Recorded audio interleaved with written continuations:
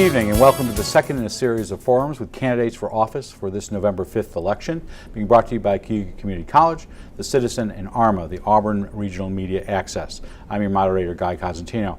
On November 5th, the voters in the 7th Legislative District for Cayuga County will be going to the polls to replace George Fearon, who has decided not to seek a fourth term, complying with the term limit requirements of the Cayuga County Legislature.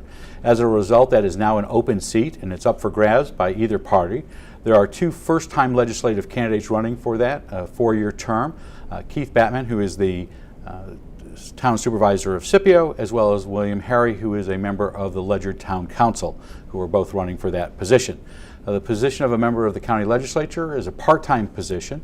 Its base pay is $10,100 per year. This year, though, there is currently, this month, a proposal in front of the legislature for a salary increase to a total of $18,750, and that will take effect halfway through the term in 2016.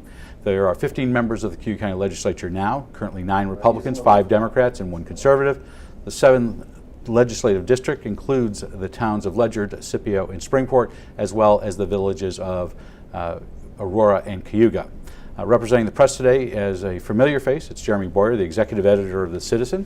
Mr. Boyer has been with us the last 5 or 6 or 7 years to ask questions, and we're delighted to have him back in the studio. Prior to the taping of the show, the candidates drew lots to see who would make their opening statements. They'll make a 2-minute opening and have a 2-minute closing, timed by a second-year student here at the college, Anthony, who will keep them to their marks. Our candidates who are sitting in the order of their opening statements are William Harry, who is on the Republican, Conservative, and Independence line, as well as Keith Batman, who is on the Democratic line. Gentlemen, welcome. We'll start off with your 2-minute statement. Mr. Harry, you go first. Like I said, you were on the Republican, Conservative, and Independent lines. Thank you. Hello, everyone. My name is Bill Heary. I am running for District 7 legislator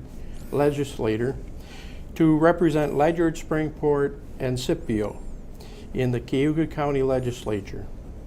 I grew up on a dairy farm in western New York. It was a small village called Springville.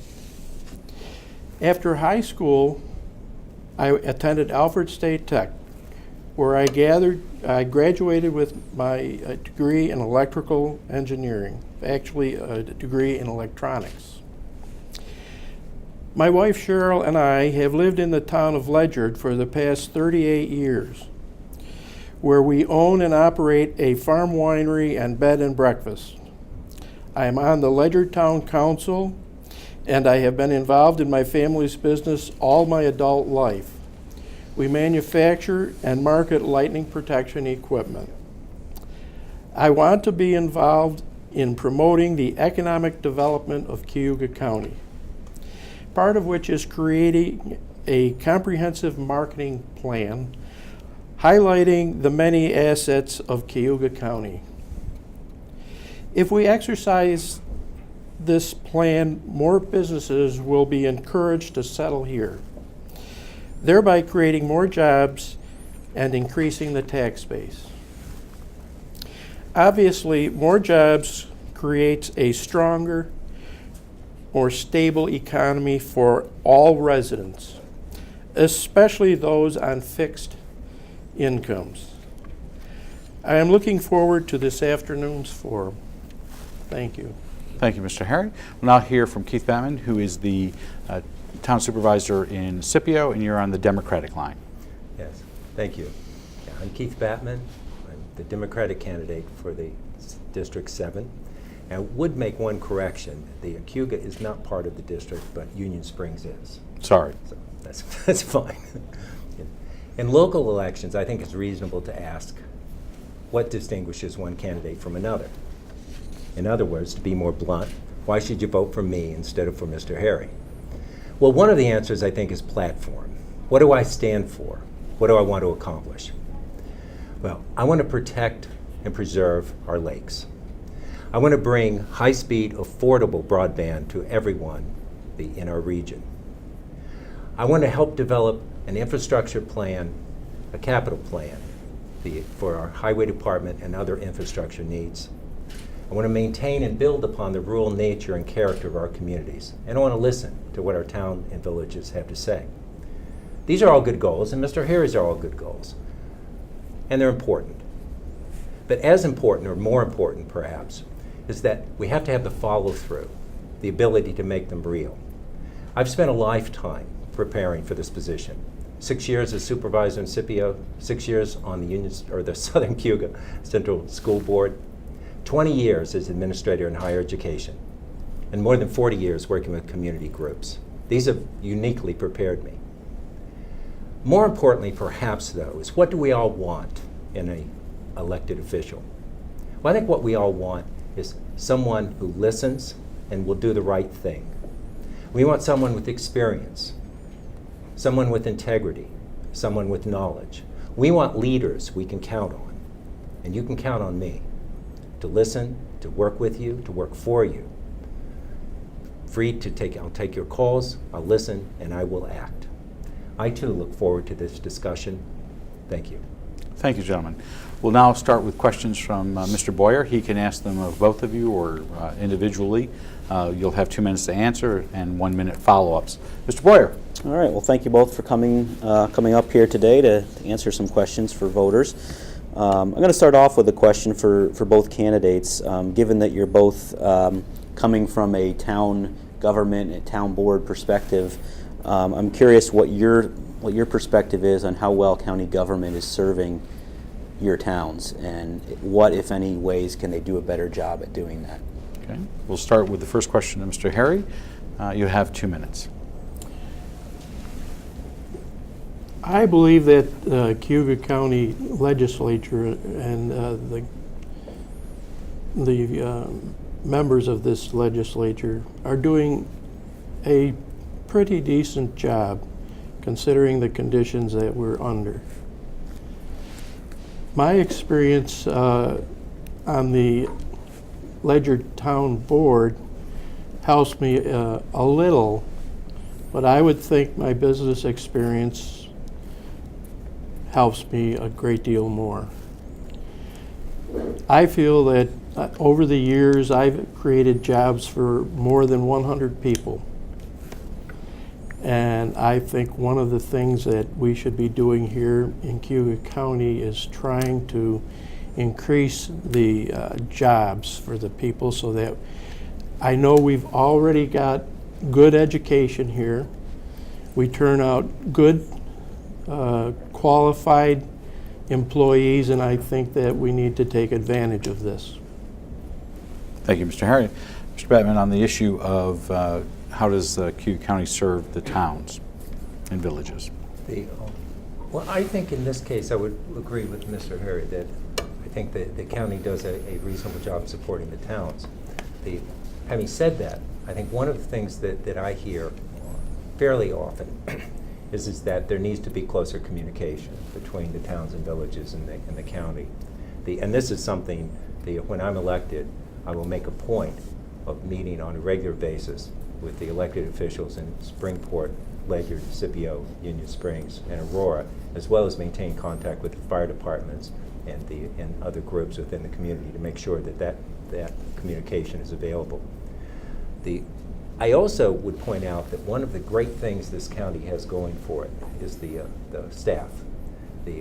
I've worked with a number of staff in the county government at a variety of levels in a variety of departments, and I've found them to be pretty much without exception very capable, very qualified people. And so that is certainly something that we should build upon, the support, and continue to be involved with. So I guess that's all I will say. I think my time's about up. Mr. Batman. Mr. Boyer.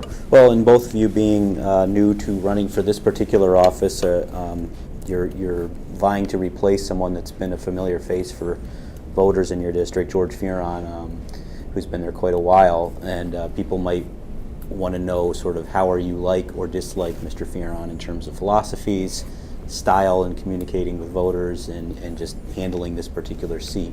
So could you kind of compare and contrast yourselves with the incumbent a little bit? Mr. Batman, you get to go first on this one. Well, I laugh because anyone who knows George knows that he's a marathoner. Well, this is a contrast. I don't run marathons, I never have, and I think it's safe to say I never will. Some of George's strengths, I think, are that he has made a real attempt to stay in touch with the people in the district. And that's something that is already spoken to. I will as well.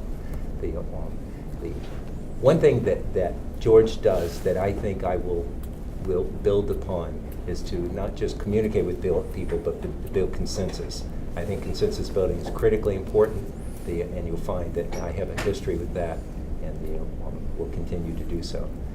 I think we'd have to ask George how I contrast with him. If he were here, I'm sure he could give us a list of things that he does well that he thinks I may not be quite up to. But I'll leave that for another time. Thank you, Mr. Batman. Mr. Harry. Well, I'm a little more conservative than what George is.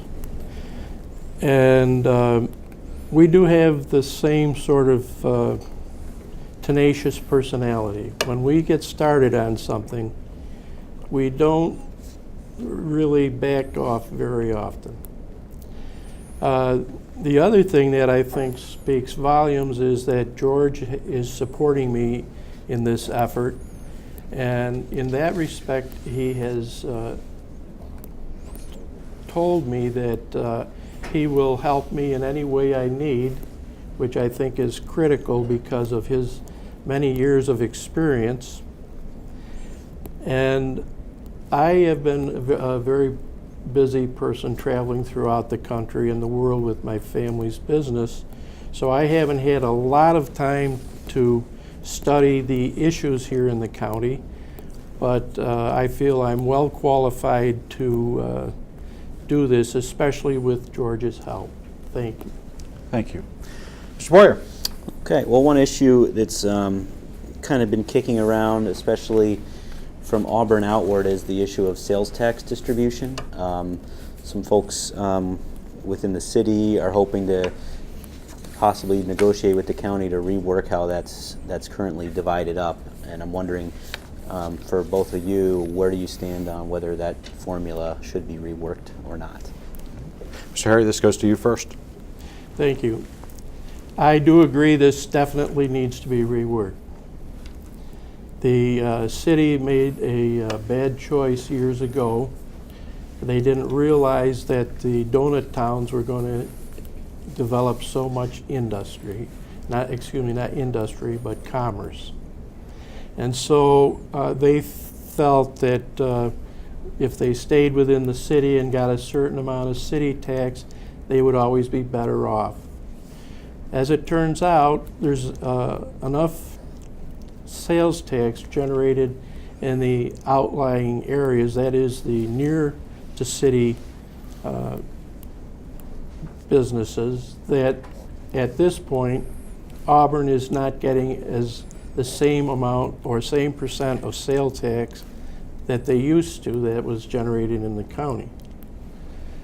And we can't give them too much in the city, but I believe that it's a long-term problem that we have to start working on now and work it out so that no one gets hurt in this settlement.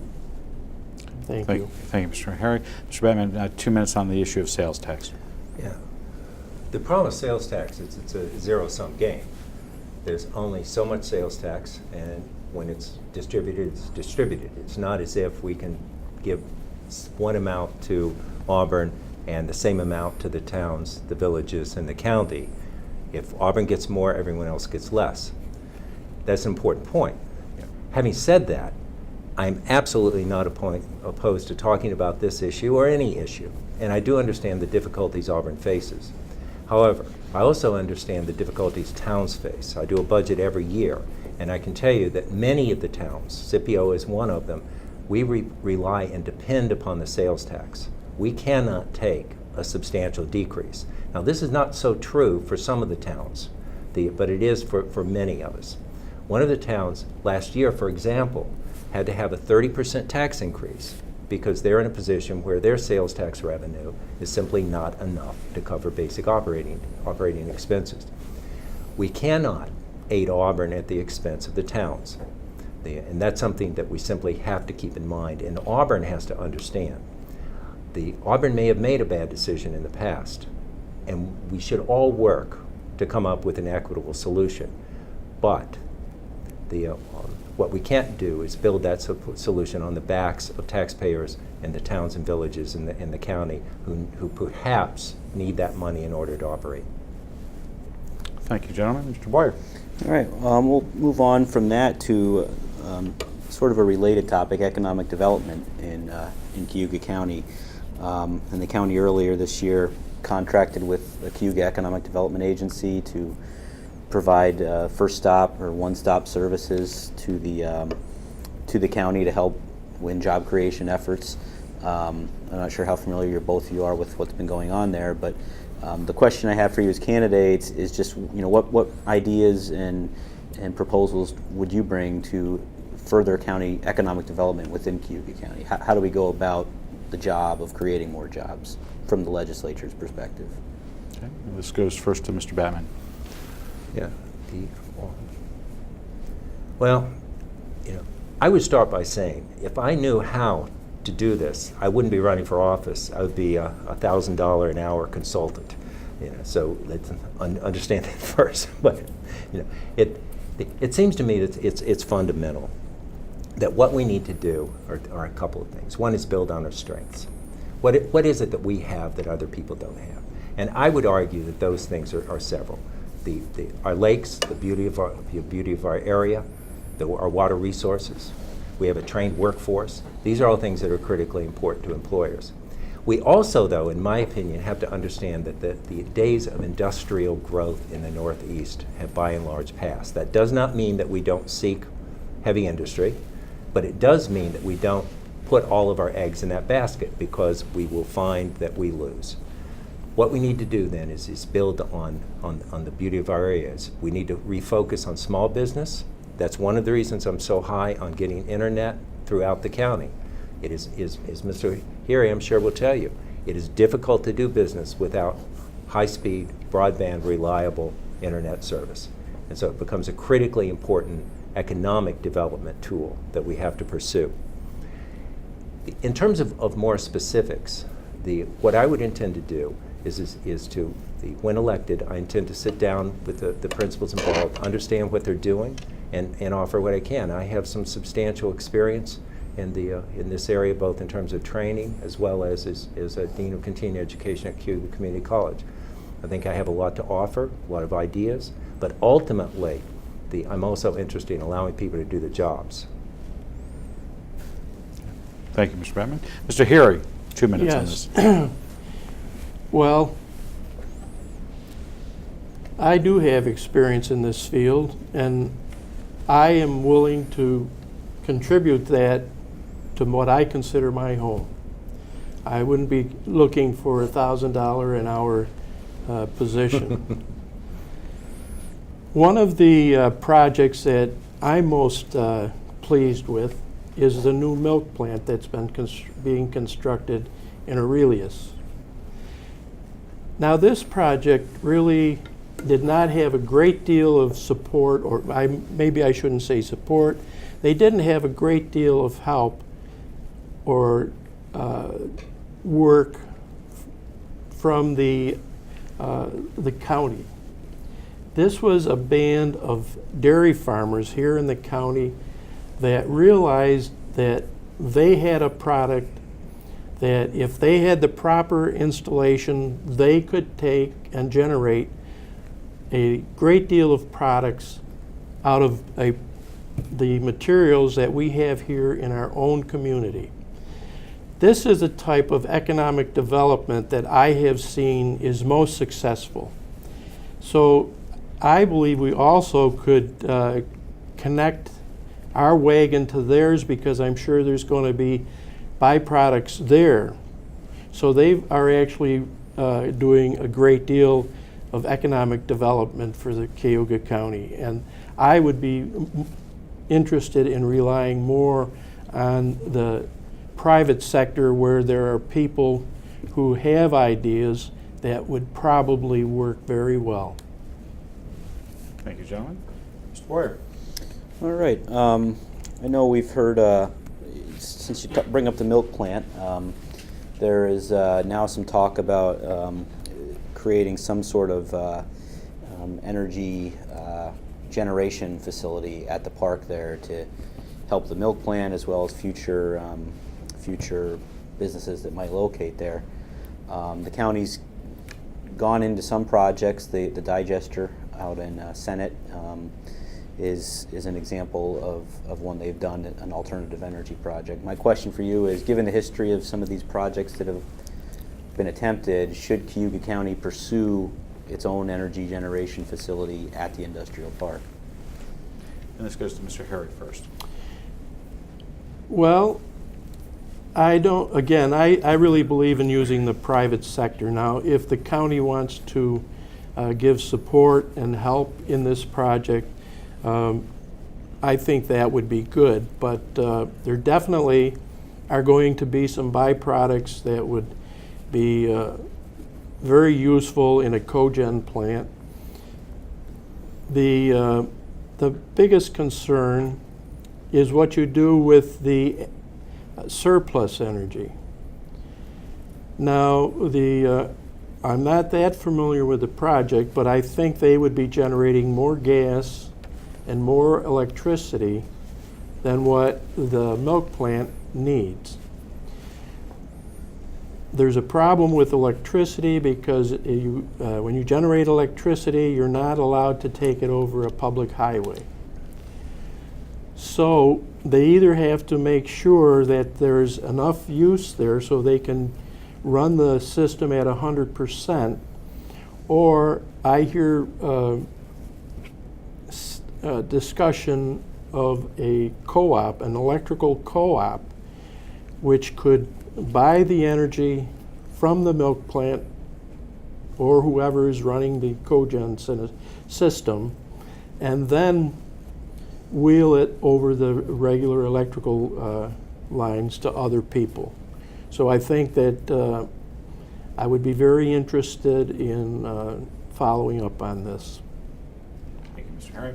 Mr. Batman, 2 minutes on this issue of energy at the industrial park. Yeah, I think we need to move very cautiously and carefully with this. I would agree with Mr. Harry that we need to approach it as a partnership effort. It needs to involve the county, the private providers, as well as the not-for-profit that's been involved in the past. Whether that leads to a successful project or not, I wouldn't gain to offer an opinion. What I do think is that, as I said, we need to move cautiously with it and be careful.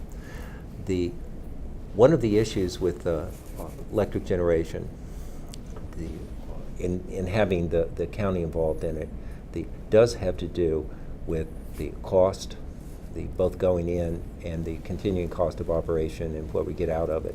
And so the approach needs to be one not simply of benefit for the milk plant, but benefit in a larger scale. And so I think that it deserves study and a look, but a cautious study and a cautious look. Thank you, gentlemen. Mr. Boyer. Okay. We've heard a lot of talk in the last few years about consolidation of services, of government services. And maybe from your perspectives, working in town government, you have some thoughts on what can or cannot work. Two proposals that I know have been put out in some level of concrete form here are consolidating the assessors into a countywide assessing program, as well as highway departments. Now, do either of those strike you as something worth pursuing as far as consolidating within the county among the towns? Mr. Batman, you'll start first. Yeah. I've said this on other issues, and I've said in this, I think everything should be talked about and explored.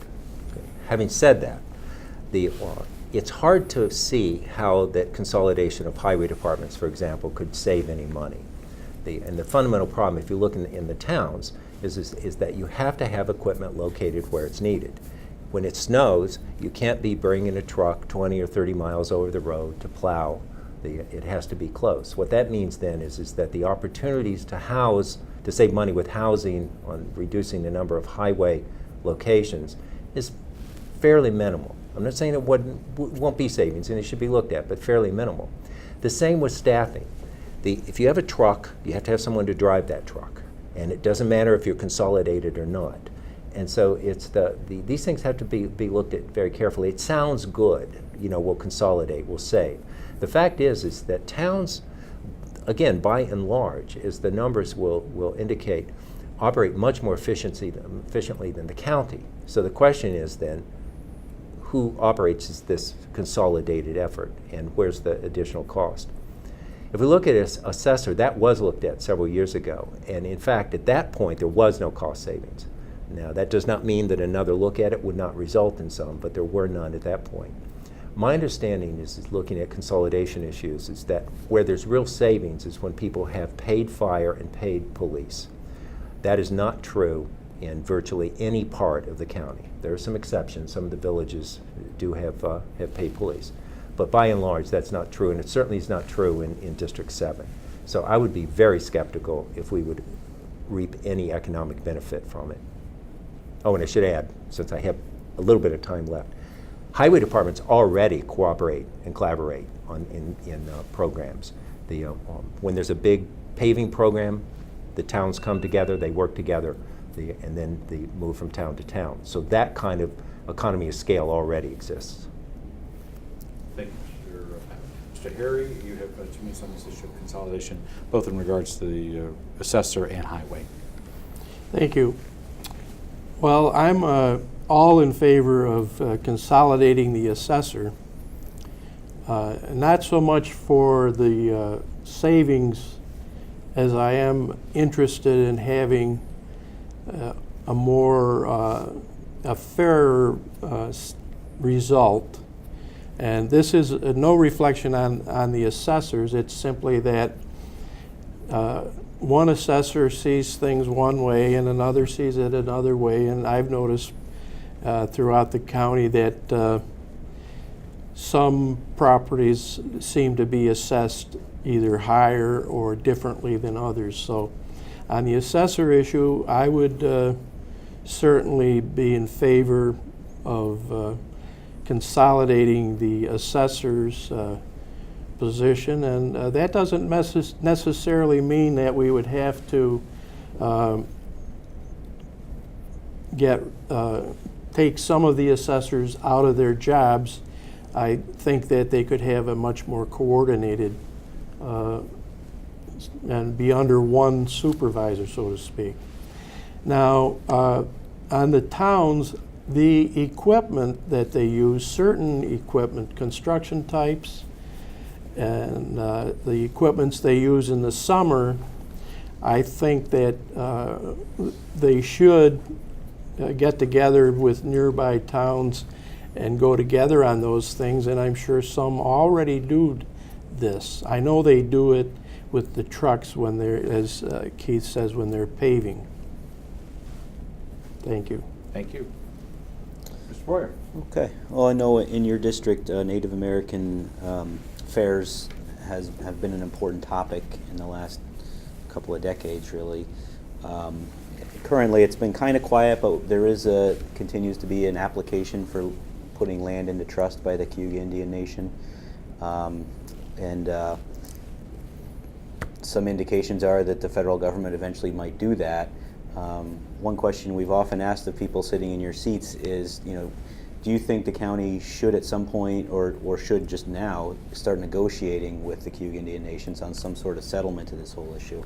Or is it important to insist that the law is how some folks feel it is, that they should be paying taxes and they should be operating just as every other business does in the county? So your thoughts on that? Mr. Harry, you go first. Thank you.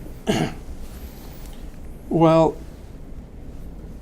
I don't really believe the county is in a position to negotiate with the Native Americans. one of the situations here in our county spreads through at least another neighboring county. So this makes it very difficult for us, and this is an issue that goes way back to the origins of our government, our federal government. I do have a problem with the Native American stores and other investments and projects that they're doing not being taxed the same as the rest of us. We see a stream of cars every day driving out to our local Native American gas station, and for every gallon of gas that they sell, we lose a good amount of tax. And they do talk about giving us stipends, but I would feel more comfortable, and I'm sure many of my neighbors would feel much better if they would do away with that system and join the rest of the citizens of the United States and New York and Cayuga County and have all the same requirements that we have. Thank you, Mr. Harry. Mr. Batman. Yeah, thank you. This obviously is a difficult issue, but it seems to me that there are three possible outcomes here in terms of how the county can approach it. The county can say, take the position Mr. Harry has just taken and say, no, they need to pay sales tax and be part of the community as anyone else. Now, there's no indication that the history of this problem would lead us to believe that they will do that on their own. So that means protracted legal battles, hundreds of thousands of dollars in legal expenses, and it's one way to go. A second way to go is the waiting to see what happens. Maybe the federal government will come to their senses. You know, it could happen.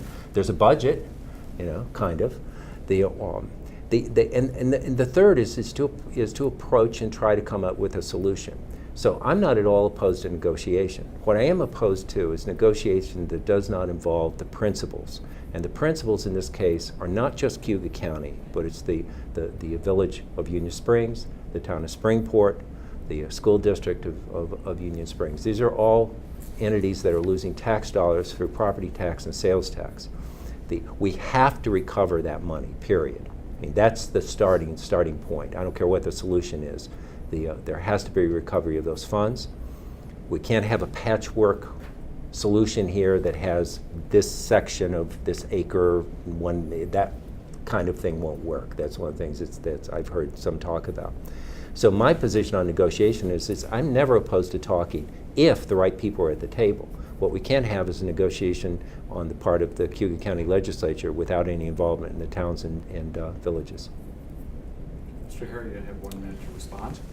Yes, I don't really need that much time. The whole problem has started because the federal government was not involved in the negotiations when that land was purchased from the Indians. So in my mind, if the federal government is not involved in this settlement, we're in the same position that we will be in the same position that we're in now. So that's why I feel that this is a problem that the federal government needs to be at least involved in. Thank you. Thank you. Just as to let you know where we are, we're about halfway through our forum for the 7th Legislative District of the Cayuga County Legislature. We have with us the candidates who are running for an open seat being vacated by the retirement of George Fearon, who is not seeking another term. They are Bill Harry, who is on the Republican, Conservative, and Independent lines, and Keith Batman, who is on the Democratic line. They're being asked questions by Mayor Jeremy Boyer of the Citizen. Mr. Boyer. Thank you. Another related issue with the Cayuga Indian Nation is the recently reopened their bingo hall in Union Springs, and whether that was something they were legally allowed to do or not is a subject of debate. But regardless, when they reopen it, it's continued to operate. I guess, do you guys feel whether, first of all, should that be allowed to be open right now? And secondly, if not, should the county and or the state be doing something to intervene to try to get that shut down? Mr. Batman, the bingo hall. Yeah, my understanding is that they're in discussions with the village to try to resolve this. But the short answer is no. If the village, if it's counter to village zoning, and if the village doesn't resolve this in discussions with them, that should close. Mr. Harry? I believe the reason that they opened their bingo hall again was that they felt that this gave them at least a foot in the door with the negotiations, because what the governor is proposing is turning over the gaming rights in this area to the Oneidas. And the Cayugas are the people, or the tribe that's running and operating the bingo hall. And again, I assume the only purpose they did that for and are keeping it open is to keep their foot in the door. I've been by there many times and there's hardly anyone there. It shows me that at least the people in the neighborhood have lost interest in that type of gaming. Thank you, gentlemen. Anything else to follow up? No. Mr. Boyer? Okay. One of the bigger decisions the legislature has made in several years was done earlier this year when they decided to merge the Cayuga County Nursing Home with the Mercy Rehab Center here in Auburn. A decision that was met with a lot of resistance by some folks in the community. It was a close vote. I don't know how familiar you are with all the deliberations that went on to it, but just in terms of how you would have decided, can you answer that question, if you think it was the right decision? And secondly, was it handled in the right way in terms of working with people, getting information to make the right decision? Mr. Harry, you're up first. Thank you. Well, sadly enough, I believe we were forced in this decision by circumstance. This was the only conclusion that the legislature could come to. If this did not happen, we would not have the 300 beds that we're going to have when this project is complete. We may have had less than 100. I'm not certain, because it was all on very shaky ground. Now, with respect to did the legislature handle this as properly? I believe they handled it as well as they could. I went to several informational meetings that were held at different places, and of course there were always people there who wanted to take more time, which we couldn't. We have, I think it's a $19 million grant from the state that had time constraints on it, and we pushed that right up to about the very end. So, my opinion, we had a tough decision that we were forced to make, and the legislators made the proper decision.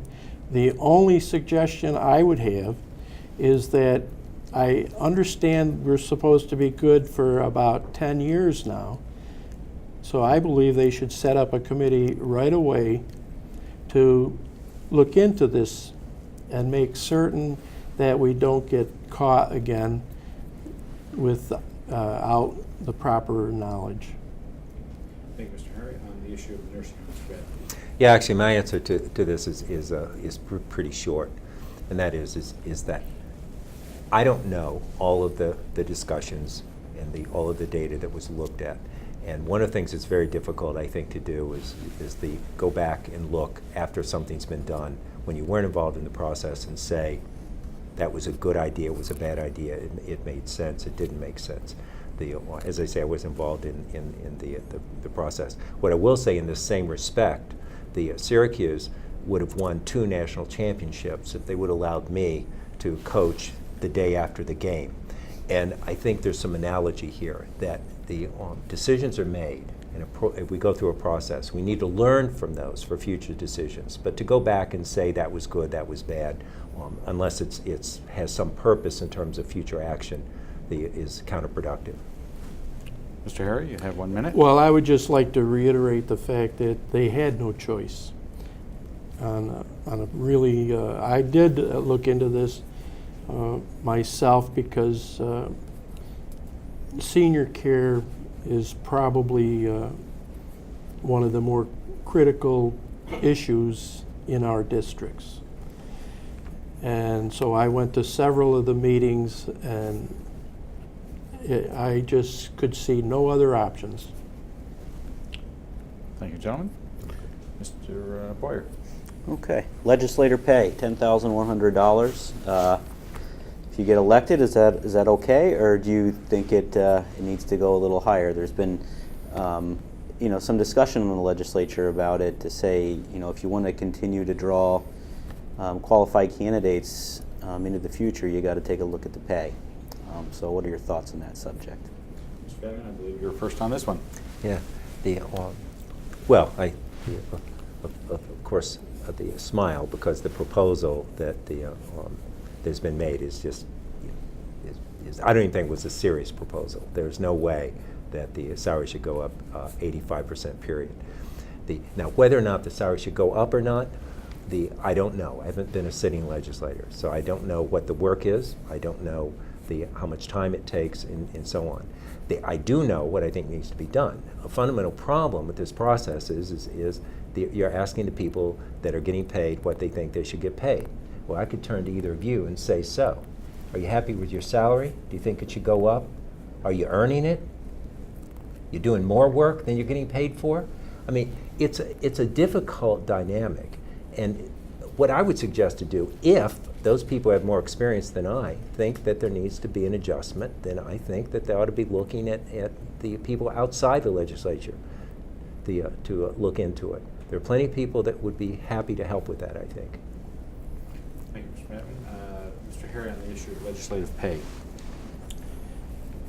I think the problem is a result of a long history of not taking any raises. I believe it was Cindy Aikman who proposed the raise, and she came up with her number by calculating, I believe, by calculating the average pay of county employees per hour, and then she multiplied that by the number of hours spent. That being said, this definitely is not the time to take a raise or to increase the salaries of the legislators. Everyone is feeling the bind, and my personal feeling is this is something I'm doing because I enjoy doing it. I'm not looking for the income. Thank you, Mr. Harry. Mr. Boyer. Okay, question actually, and I think it's your turn anyway, but for Mr. Harry. Now, if you do get elected, right now I believe Guy mentioned it's an 11-4 or 11-3-1 ratio. 9-5-1.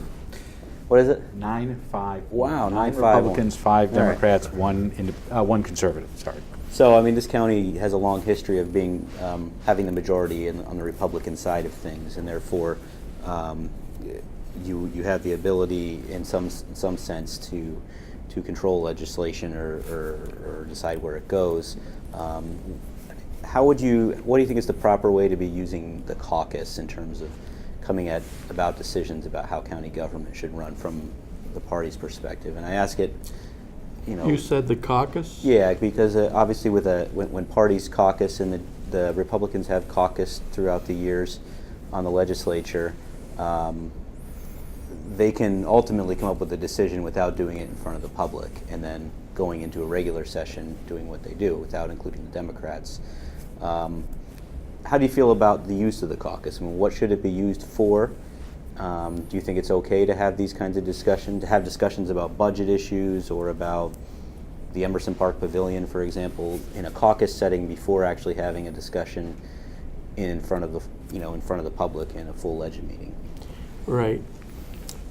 Well, I think the caucuses are useful The results of the caucuses are not always what the party is asking for, and quite often it's actually not. My way of looking at it is that people of generally like minds are doing their homework together. If they don't have the caucuses, then the meetings themselves will be lasting all that much longer. And I don't think that there's a real need for that. Any really controversial issues are never solved in caucus. So like I say, I think it's a form of homework. Is this for both candidates Well, I mean, for Mr. Bateman to respond to? If you're on the Democratic side, you guys could certainly caucus too. You wouldn't necessarily be in a position to control a vote, but at the same time, do you feel like Republicans shouldn't be caucusing as much as they do? Without Yeah, I do have an opinion about caucus. And in a town, you can't have a meeting with the majority of a town board, regardless of what you call it, because it's it then becomes a board meeting. So there's a point at which the caucus, if they're convening, if they're discussing county business, should be in violation of open meeting laws, as far as I'm concerned. But if you look at it, Mr. Harry said that it's like doing your homework. Homework is done in committees in our system. That's what committees are for. Committees get together and they talk, they research, they talk, they come up with a solution. Government is all about compromise, but it's not about compromise within the Republican and the Democratic Party. It's compromise between people with differing perspectives. When those compromises and those discussions are handled behind closed doors, whether Republican, Democrat, I don't care, when they're handled behind closed doors, we defeat the purpose of a democracy, which is open discussion in order to arrive at a decision. People absolutely have a right to know what the discussion is, to weigh in on it, and they have a right to know what people think, how they vote, and how they arrived at that vote. So yes, I think it's a real problem. Mr. Boyer. All right. We've covered a lot of ground. One area we haven't gotten to yet is Emerson Park. It's kind of a cornerstone of recreation here in the county. But a lot of people have observed over the years that there doesn't seem to be a whole lot of people going, or maybe not as many as we would hope are going to visit. Do you have any thoughts on what the county should be doing at Emerson Park to try to attract more people to come? Mr. Batman, you're up first. One of the things we need to do, and I think it's going to be underway, is to revisit the plan for the park system in Cayuga County. And I think it's important to take the discussions beyond Emerson Park. The county has a number of locations, in the southern part of the county, in the northern part of the county, an incredible piece of property in Sterling, as well as paths and walking paths and bike paths throughout. We do need to look at these. We need a plan. Mr. Hurley mentioned earlier marketing. Well, this is one of the things we need to look at. How do we market our park system? And so I think that the first thing to begin with planning.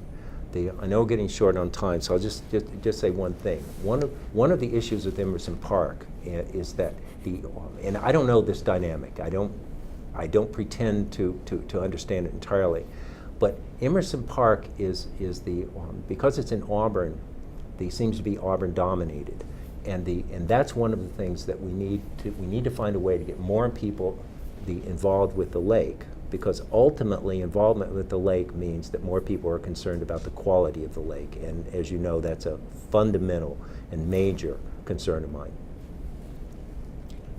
Thank you, Mr. Harry. Mr. Batman, Mr. Harry, you have 2 minutes on this issue of Emerson Park and attendance. Well, if you went back to when it actually had more of a carnival type setting, that's very attractive to a lot of younger families. And when I go out there now, there is not a great deal of things there to do to entertain the younger people. As a matter of fact, there's not too much for anyone to do unless it's a wedding or some other social event. I can't say as I would recommend turning it back into a carnival situation, but I guess this is something that really needs to have a strong look and see if there is some way of enticing people to come to the park and enjoy it. Thank you. Thank you. We're going to have one full 2-minute question. We may have time for one minute question. Okay. You mentioned lake quality, in Owasco Lake in particular. I realize Cayuga Lake as well. There's been a lot of concern about water quality, and the county worked with the city in Owasco to bring in a watershed inspector program a few years ago. Is there anything, what additional work needs to happen on a county level to help continue to stay on top of the water quality of the lakes? And this is for both candidates? Yeah. Mr. Harry, then Mr. Batman. Well, one of the big problems in my mind is that there's runoffs, some from sewage, some from farms, that can affect the quality of the lake water. And I have not personally been deeply involved in this, but talking to the people who enjoy the lakes, they do the fishing and so forth, they seem to be okay with it, but I think it's our responsibility, and actually the DEC probably has more of a share of this responsibility, and the Army Corps of Engineers to monitor things, check to see if the condition of the water is changing or not, and then decide what steps need to be taken. Thank you, Mr. Harry. Mr. Batman, you have 2 minutes on this issue of water quality. Yeah. Well, I think if we rely on the DEC and the Army Corps of Engineers to take action, we'll be waiting a long time. The Owasco Lake, Cayuga Lake, and the other lakes in Cayuga County are ours, and we need to be good stewards of those. What we need to do and Mr. Harry did begin to speak about this. We need to better understand exactly what's happening in each of those lakes. The Finger Lakes Institute, Dr. Halfman has been doing research in Owasco and some of the other lakes for a number of years, and so we're beginning to accumulate data that indicates exactly the condition of the lake and how it's changed over time. We need to continue that. The county needs to get behind that, and then we need to take that information and we need to act. The Water Quality Management Agency has come up with a plan and some points, objectives that need to be done to maintain and improve the quality. I think we need to take those seriously and to begin to act upon them. It does start, though, with information. I mean, I couldn't agree more. There needs to be research. Research costs money, and so this is an area in which we may have to put in some dollars. It won't cost a whole lot of money, but the absence of that little money can result in a great loss to us all. So I would be absolutely in favor of paying attention to all of these water bodies to make certain that generations in the future have clean water for both drinking, recreation, and just general looking at enjoyment. Okay, Mr. Boyer, we'll go with one minute question. All right, so 1 minute. You have to make it brief, but here on this campus, there's been talk about whether there needs to be a residential facility here for students on campus. Projects currently on hold as the college tries to get its financial situation stabilized. But ultimately, that could come back to the legislature. So would you support moving forward to build a facility here on campus for a dorm facility on campus?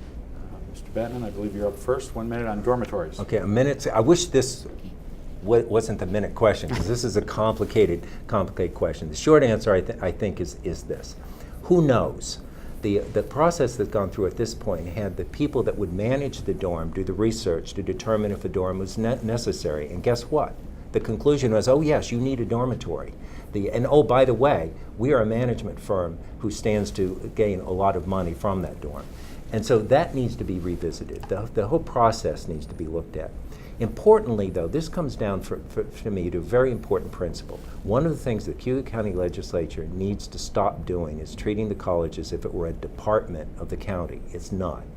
There are important ties, and the relationship is critically important, but it's not a department. The county should be encouraging, asking, prodding, but should not be deciding these issues. And if I were on the legislature, I would be asking, how was this research done? Why do you think you need it? And those are the things I would be asking. I would not suggest that the county legislature make the decision, other than to the extent that the county has to put money into the process. Then it becomes a different issue. Thank you, Mr. Babbitt. Mr. Harry, 1 minute on the issue of dormitories here up at the college. Well, if the county has to put up money for this project, I certainly believe that they should have a say in it. I think, as I understood it, the stumbling block with the dormitory that was proposed was created by the neighbors. And so I think that the college needs to be more considerate of their neighbors' issues and interests. It's sort of like, if you build it, they will come. I tend to agree that with the quality of education that we have here at Cayuga Community College, if it was a more typical college situation, that more students would come here. Thank you, gentlemen, for answering questions over the last 50-plus minutes. We're now going to end with closing statements. Mr. Batman drew the lot for the first closing. You are on the Democratic line, and you have 2 minutes. Great. Thank you. I will take less, I hope. So in closing, I want to first thank you, Guy and Jeremy, for the opportunity to come, and thank the students and staff of Cayuga Community College for making this possible. So thank you all. As I hope has become clear, while I don't have all the answers, and who does, I do have a commitment to find them, and I have the experience to find those solutions and follow through on the solutions to those questions. Mine is a history of action and results, of communication, collaboration. I know how to get things done. I have the leadership, the integrity, and the experience for success. We have great potential in this community. We have a wealth of individuals with creativity and intelligence, and I actually very much look forward to being part of that team as we move this county forward. Because in conclusion, I would say directly to the voters in District 7 that you can count on me, and I hope that I can count on you on November 5th.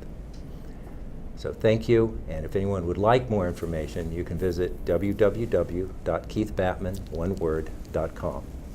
So thank you for your time. I've enjoyed it and appreciate the opportunity. Thank you, sir. We'll now hear from Mr. Harry, who is on the Republican, Conservative, and Independence lines for the 7th District.